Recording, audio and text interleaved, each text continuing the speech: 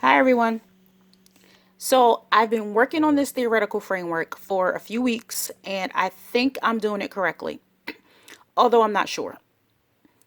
The text offers so much information, and some of it can be confusing at times.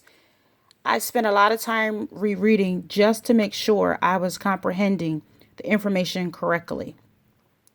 So, I've been making these connections. Some of them have been by year, some by category, or by theorist.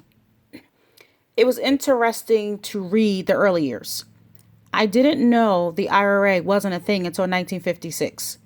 I actually never thought about reading and how far it has developed until reading this text. It was really surprising to hear that researchers were not interested in reading until later in the 20th century.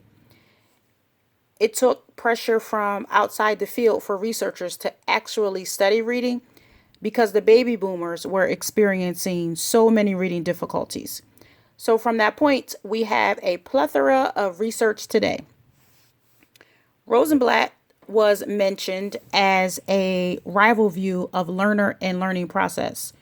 Her stance on aesthetic and efferent reading was not welcomed by everyone in the reading community. So the text said this contrast between the aesthetic and efferent stances that Rosenblatt described had the effect of casting learning from text, central to the information processing orientation, in an unfavorable light. So her transactional theory is one of the reasons I am so adamant about having text in the classroom that reflect the students. If we are to couple our background knowledge with the text to create meaning, then it's imperative to have books readily available that students can connect with to deepen their understanding and increase comprehension. So my school has made some progress with creating a classroom library that reflects our students' background, but we still have a ways to go.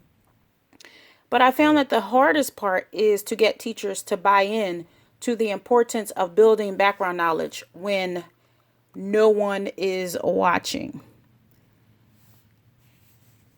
Most of the theorists in the text were new to me.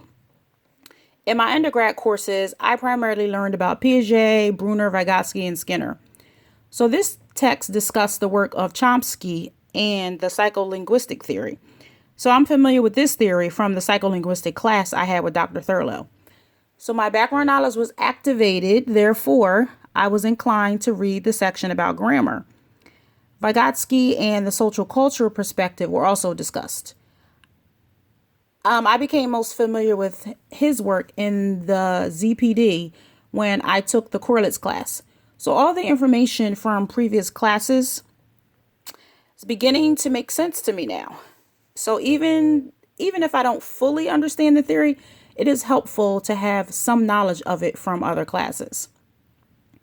And for some reason, I was really excited to see the research methodologies chart in the texts. I'm currently taking a research course, and this chart helped me to understand the methodologies a little more. It also served as an abridged version of the literacy methodologies text. In chapter 6, Dyson and Janishi, I think that's how you say it, discuss social talk and imaginative play. Mrs. B's school discouraged play and talk. They focused more on independent work when it came to writing. So I've noticed over the years that some kindergarten classrooms have gotten away from imaginative play. Theorists encourage it, but schools focus more on making sure kindergartners are reading at a level D before they go to first grade. I remember putting on dress up clothes and cooking in the kitchen when I was in kindergarten and I learned how to read. So my question is, why or what is the point of gaining this knowledge from theorists if schools are going to ignore them anyway? Lastly, after working on this project, I've decided to use a similar format as I gather information about my topic so I won't have to revisit all of the articles again. So thank you so much and watching my video. Have a good night and I'll see you on the next video. Thank you.